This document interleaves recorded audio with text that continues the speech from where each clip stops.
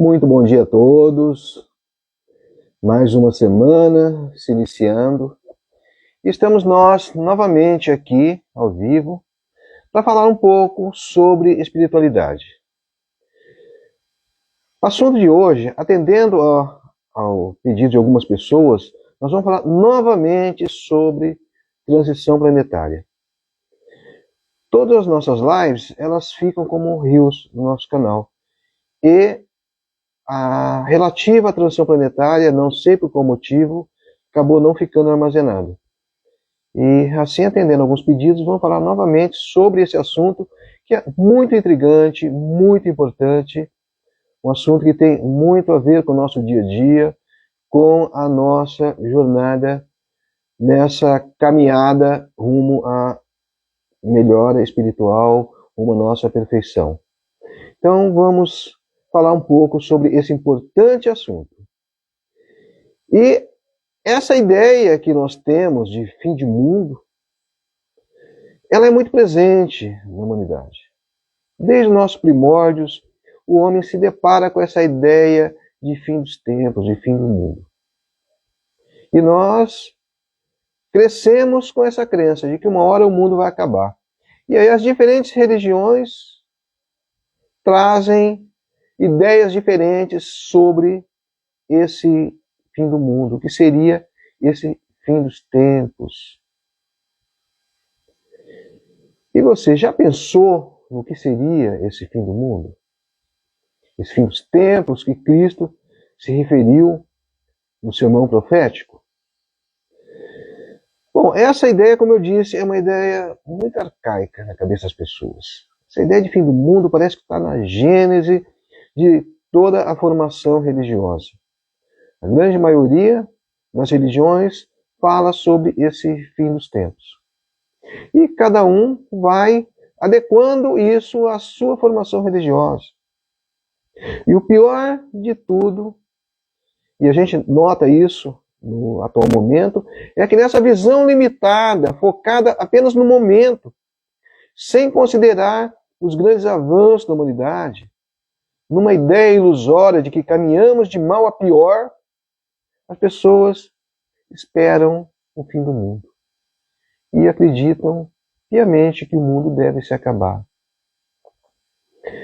Nós, na nossa formação cristã, nós temos aquela ideia do dilúvio, que marcou o fim do mundo naquele momento.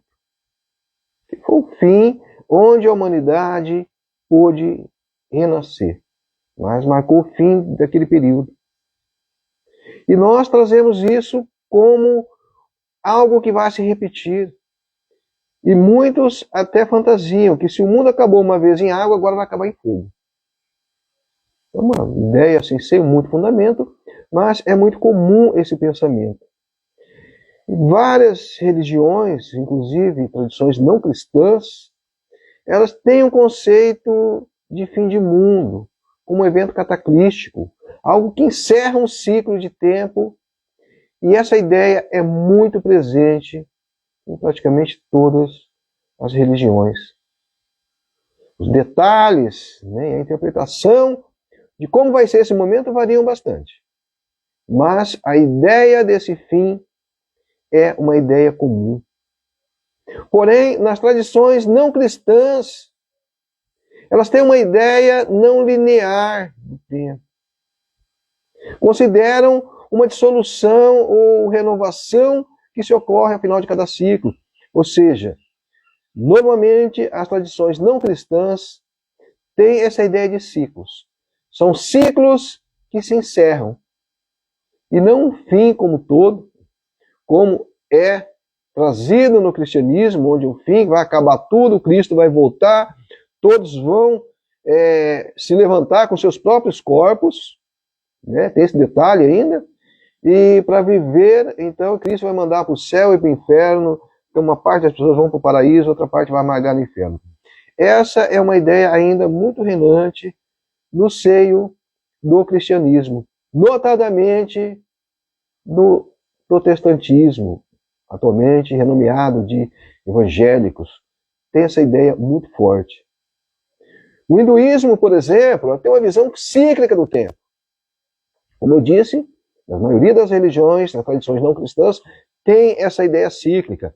Então, ao contrário dessa visão linear das religiões ocidentais, que estabelece um único fim do mundo, no hinduísmo acredita-se em ciclos. Ou seja, então nós vamos ter o fim de cada ciclo. E é um momento de renovação, o que chamam de yugas.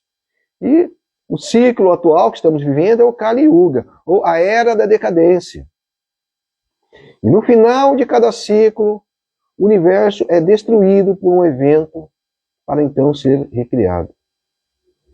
Eu acho até pesado quando eles falam que o universo é destruído, porque na verdade, se pensarmos nessa destruição, nós dizemos é uma destruição parcial da Terra. Parcial, porque se houver uma destruição total, não existe mais a vida aqui.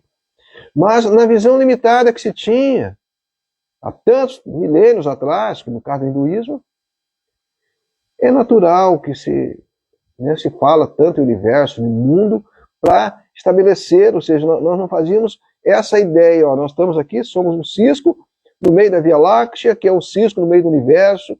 Não, essa ideia, a nossa vida, o nosso planeta era tido como mundo, o mundo era isso. Né? Bom, voltando aí à questão do hinduísmo, a divindade Shiva, ela normalmente ela é associada a esse papel de destruição. Porém, como eu disse, não é uma destruição negativa, mas parte necessária para a renovação cósmica. Então, esses períodos de destruição, eles são um momento de renovação. E o budismo, que ele tem uma influência muito forte do hinduísmo, ele praticamente surgiu no seio do hinduísmo, ele também tem essa visão cíclica do tempo.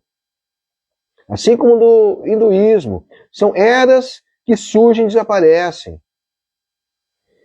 E o fim de um ciclo cósmico representa a dissolução gradual do universo para a renovação. A ênfase principal do budismo não é a profecia do fim do mundo em si, mas sim a ideia do nirvana, a libertação individual do ciclo de sofrimento e renascimento, a samsara. Então é uma visão muito focada na melhora humana, o que nós chamamos no espiritismo de reforma íntima. Então não é um fim total, tudo tem um propósito, e esse propósito é a melhora individual, a evolução de cada um. Então, a preocupação é essa libertação pessoal e não a salvação de toda a humanidade em um evento futuro. Então, como eu disse, se assemelha muito a essa ideia de reforma íntima do espiritismo. No islamismo, assim como no cristianismo, tem um conceito forte e bem definido de dia do juízo final. O evento é descrito em detalhes no Corão e nas tradições proféticas, e existem sinais que precedem os fins dos tempos, como dois deles que são muito marcantes: é a vinda do anticristo islâmico e o retorno de Cristo. Por incrível que pareça, o segundo ponto dessa renovação é a vinda de Cristo, que na tradição islâmica é chamado de Isa.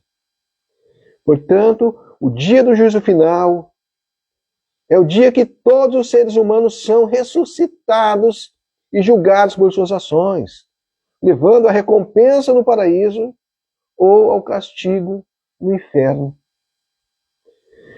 Na antiga mitologia nórdica, o fim do mundo é o que chamam de Ragnarok, que seria o crepúsculo dos deuses. São uma série de eventos cataclísticos que culminam numa grande batalha final entre os deuses, como Odin e Thor, contra monstros. E nessa batalha, a maioria dos deuses e dos seres humanos será morta, e o mundo será consumido pelo fogo e submerso em água. E aí nós temos as duas grandes formas de destruição, né?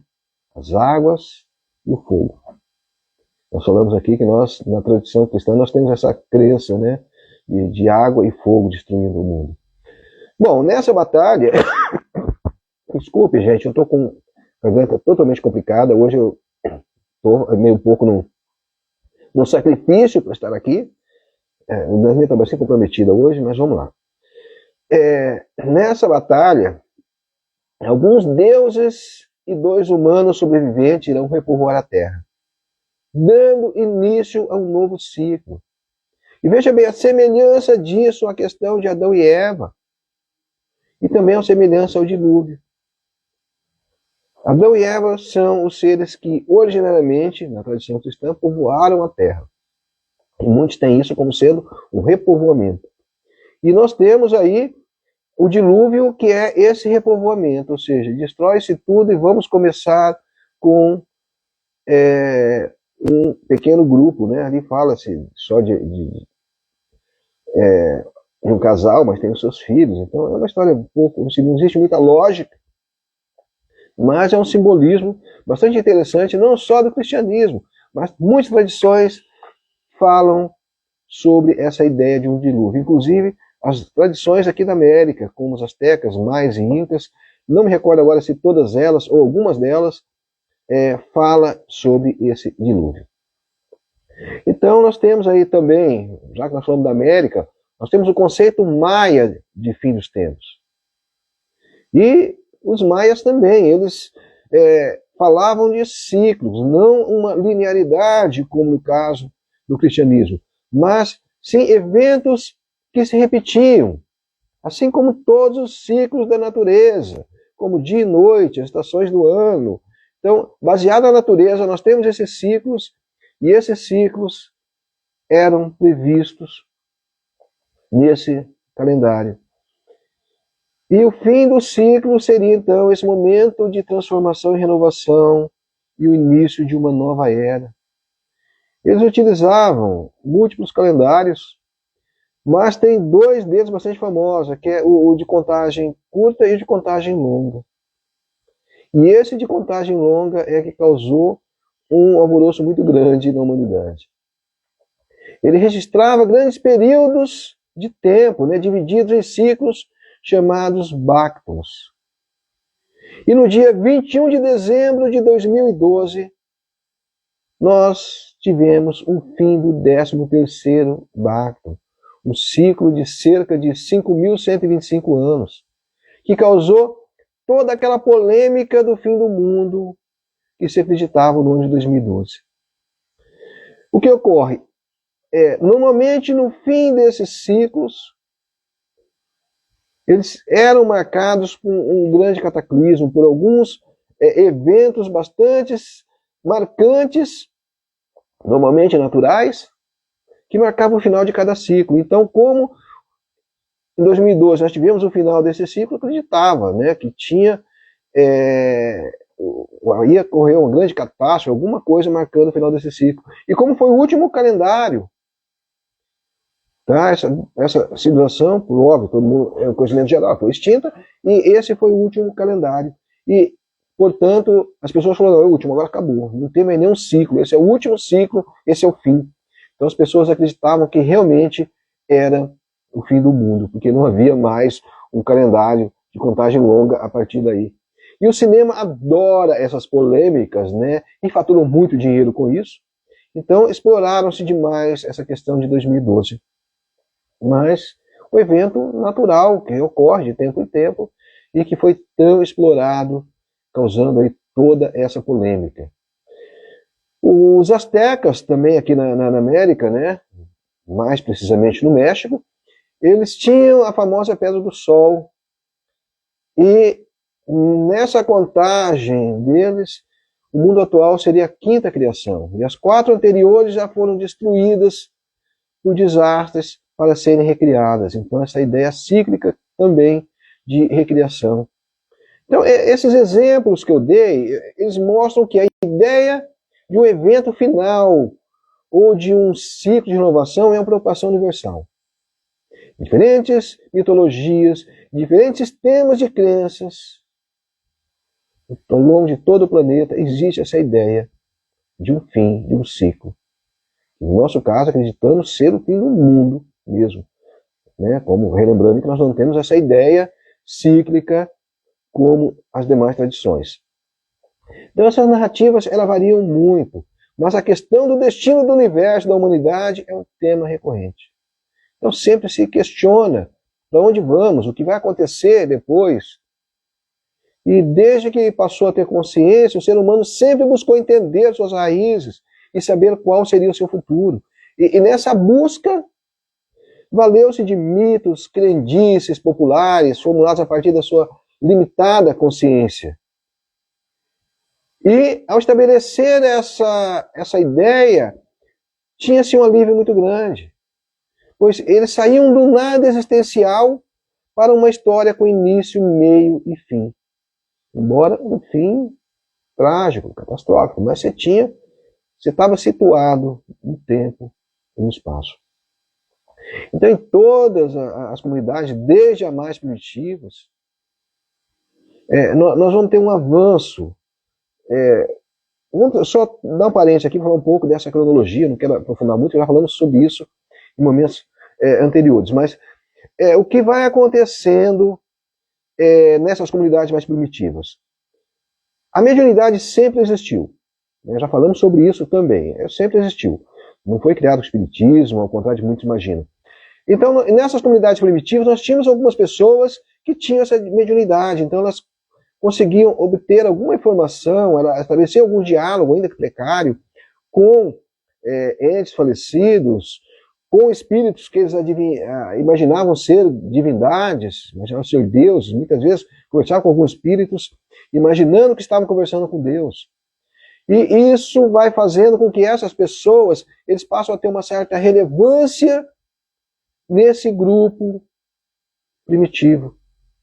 E aí vai surgindo o papel de um consultor espiritual. As pessoas acabam sempre consultando essas pessoas, que elas conseguem estabelecer essa comunicação. E aí vai estabelecendo um sistema de crenças vinculado ao achismo também, porque não tinha muitas respostas para tudo, mas vai se formando essa base espiritual dessas sociedades primitivas, a partir dessa incipiente mediunidade. Assim vão se consolidando alguns códigos, né? Dentro desse grupo eles vão estabelecendo alguns códigos espirituais, com um forte componente no imaginário, por óbvio, e nessa tentativa de explicar a essência da vida. E com o tempo, a evolução da sociedade, esses grupos vão se organizando cada vez mais, vão se estabelecendo esses códigos primitivos, e esse cenário todo é que vai servir de base para os grandes mestres, ou profetas, ou messias, como queiram chamar. A história registra que isso vai acontecer inicialmente com Krishna. Ou seja, nós tínhamos o brahmanismo na época, que em termos de registro, é a religião mais antiga que nós temos, que já tinha certos códigos, já tinha uma certa organização, e nesse seio que vem Krishna, e Krishna transforma o brahmanismo em hinduísmo, e aí começa essa sequência de mestres.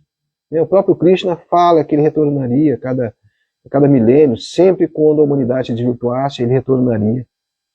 Já falamos sobre isso também, não vamos reforçar muito, mas o fato é que nós tivemos aí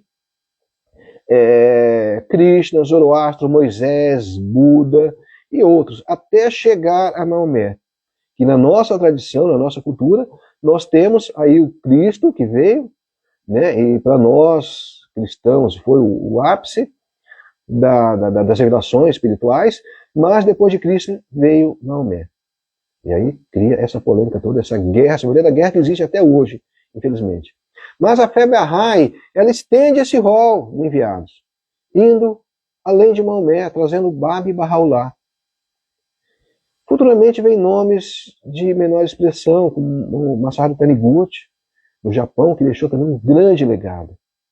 Então, e todos esses mestres, todos eles, encontraram uma sociedade com ideias bastante consolidadas em relação à espiritualidade. E por que eu estou trazendo tudo isso? Para deixar claro que quando esses mestres vieram, eles não encontraram uma sociedade totalmente desorganizada, não. Já tinha uma incipiente organização e uma incipiente base religiosa. Eu não diria assim, tanto espiritual, porque eu acho que a religiosidade, até hoje, ela é mais forte do que a espiritualidade em si. Então, ao virem, né, ao surgirem esses mestres nessas comunidades, é lógico que esses conhecimentos por eles trazidos, eles são interpretados à luz dessas ideias espirituais pré-existentes. Nós falamos aqui numa outra ocasião de como o cristianismo vai se adequando aos costumes pré-existentes, num processo de sincretismo religioso. E isso se dá em menor grau em todas, praticamente, religiões que surgiram, ou pelo menos na grande maioria delas. E essa ideia de fim de mundo, elas vão extrapolando os conhecimentos trazidos por esses mestres. Por exemplo, o cristianismo. Veja bem, o Cristo não fala taxativamente em fim do mundo. Tá? Ele não falou em momento nenhum que o mundo ia se acabar, né? Não é isso. As ideias preconcebidas é que fazem uma interpretação equivocada. Cristo teve muitas parábolas, e essas parábolas elas não têm uma comunicação muito direta, e isso deu margem a muita interpretação focada nas ideias pré-existentes, inclusive essa ideia do juízo final. Cristo, ele, analisando tudo que ele trouxe, ele não se preocupa sobre essas questões de origem da vida, ele não se aprofunda nessas questões. O que nós temos no cristianismo em relação a isso refere a textos compilados de tradições antigas inseridas no Velho Testamento. Por exemplo, quando nós falamos do dilúvio, o dilúvio ele era já falado em tradições muito mais antigas do que a Bíblia. Parece que o texto mais antigo que fala sobre esse dilúvio, eu acho que é a Epopeia de Gilgamesh, por exemplo, que é escrito ainda em plaquetas de barro. Muito mais antigas, como eu disse, e acabaram sendo compiladas. A diferença é que na Epopeia de Gilgamesh ele é tratado em primeira pessoa e não em terceira, como foi tratado na Bíblia. Aqui mesmo na América, nós falamos sobre isso, nós temos também esses relatos relativos ao dilúvio. Então, Cristo ele não se aprofundou nisso. E também ele não se aprofunda em questões futuras. Ele não vai além desse período de provas e expiações que havia recentemente inaugurado em nosso planeta. Essa noção de fim dos tempos, né, no cristianismo, ele vem desse imaginário. Por exemplo, Cristo ele teve um sermão, que é o sermão profético, que ele fala um pouco sobre o futuro. Normalmente ele não faz isso. Teve esse único sermão que ele fala de futuro, ele fala do fim dos tempos. E aí nós fazemos uma interpretação bastante equivocada sobre esse fim dos tempos. Porque Cristo, ao falar sobre o fim dos tempos, que tempo era esse? Ele não falou taxativamente o fim do mundo, o fim dos tempos. Esse tempos é o quê? É esse período de provas e expiações. Então, quando Cristo fala nesse fim dos tempos, ele está se referindo ao fim desse período de provas e expiações, quando então nosso planeta passa por um momento de regeneração. É o que estamos vivendo agora. Então, esse fim dos tempos referido por Cristo é o momento que nós estamos vivendo hoje. Não quer dizer que vai se acabar. Ele está acontecendo já. É a separação do joio do trigo que está ocorrendo. É essa separação que se fala, que as pessoas entenderam como Cristo jogando, mandando uns para o céu, para o paraíso, né, e outros para o inferno. Na verdade, o que está se processando é quem fica na terra e quem é degradado. É essa separação do joio do trigo que está acontecendo hoje, pois esses espíritos muito comprometidos com a lei, a exemplo do que aconteceu em Capela, eles não retornarão na Terra. Se migrarão para planetas, um planeta específico, né, mais primitivo. Assim como nós os seres atrasados de Capela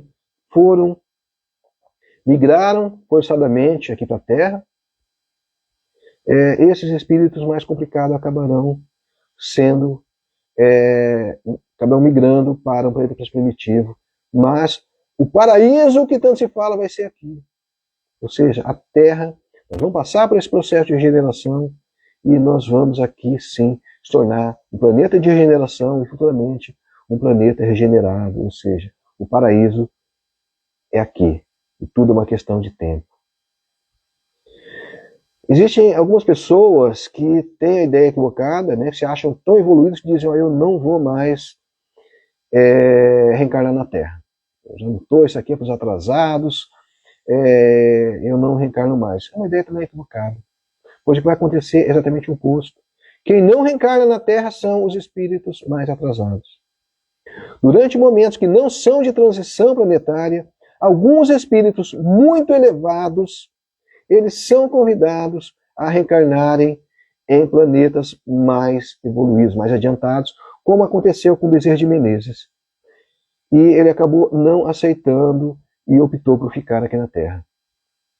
Mas, de regra, nesse momento de transição planetária, ocorre o oposto, ou seja, nós recebemos alguns espíritos que vêm em nosso auxílio, esses espíritos muito atrasados, eles não mais reencarnam na Terra, e assim nós vamos transformando essa Terra num planeta de regeneração que futuramente tornará um planeta regenerado. Esse é o processo. A gente tem espíritos muito evoluídos, como Francisco de Assis, está prestes a reencarnar na Terra. Joana de Ângeles está prestes a reencarnar aqui. E muitas pessoas se acham tão evoluídas que não vão mais reencarnar. Sendo que esses espíritos, com essa envergadura toda, estão reencarnando. O Emmanuel, que é o mentor do Chico Xavier, né, e o responsável pela grande maioria dos seus livros, já reencarnou. Já está há 26 anos vivendo aqui entre nós. Então, a gente precisa entender esse processo para poder entender que esse processo reencarnatório, isso é algo necessário para a nossa evolução. Esse ciclo de reencarnação, ou a samsara, na visão budista, ele é um processo necessário para a evolução espiritual. Ele só se romperá quando atingirmos a perfeição. E nós, como fomos criados, seres simples e ignorantes, evoluímos muito, por sinal, porém o caminho que nós temos que percorrer é muito maior do que o que nós já percorremos. Ou seja, nós temos um grande caminho pela frente. É muita pretensão achar que nós já vencemos esse ciclo de reencarnação. Um outro equívoco, né? Achar que nesse momento de migração planetária vai acontecer isso aqui. Não, é um processo natural. Aliás, isso é o que acontece na evolução de todos os mundos, todos os planetas ocorrem.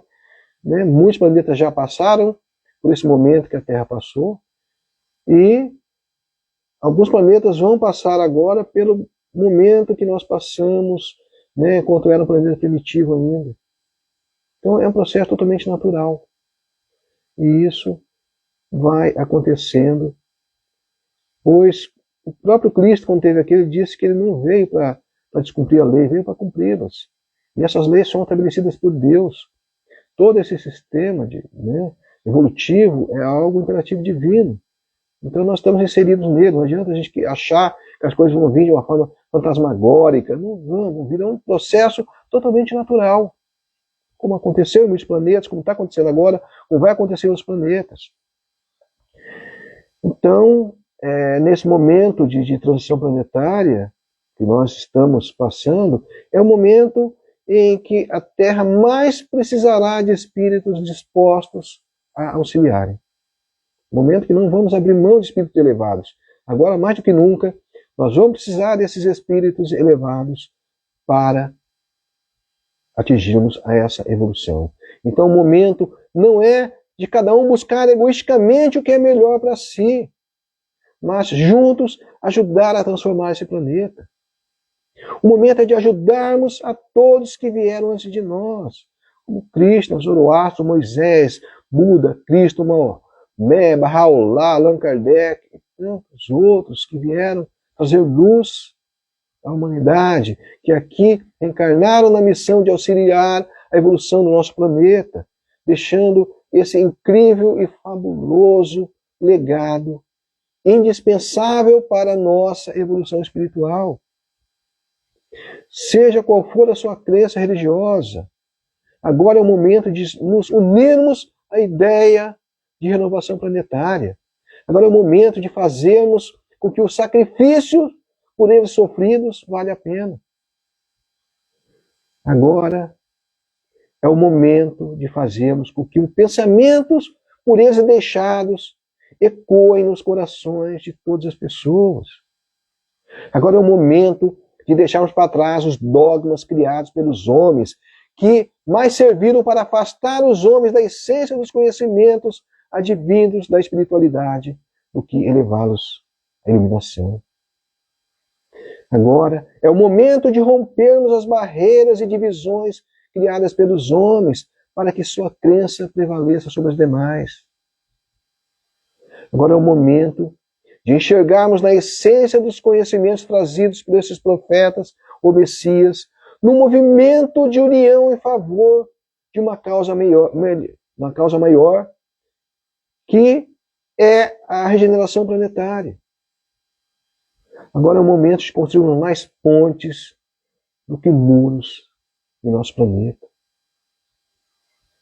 Agora é o momento de enxergarmos cada pessoa como nossos irmãos e não mais como inimigos. Agora é o momento de deixarmos pensamentos mesquinhos e medíocres para unirmos a esse grande movimento, que é o processo de regeneração planetária, para o qual todos nós estamos sendo chamados. E assim estaremos fazendo com que os sacrifícios de todos os profetas ou messias tenham valido a pena. Assim estaremos dizendo ao Cristo que ele estava certo, quando disse que nenhuma das ovelhas que lhe foram confiadas seriam perdidas. Assim estaremos mostrando a todos eles que o amor está vencendo o ódio e a intolerância. Assim estaremos mostrando a Deus que ele estava certo e que sua criação, apesar de todos os tropeços, está trilhando a caminhos largos rumo à perfeição. E um dia chegaremos lá. Portanto, não haverá o fim do mundo. Se existisse, Deus seria vencido em sua obra. E ao contrário disso, a obra de Deus caminha a passos largos rumo à perfeição.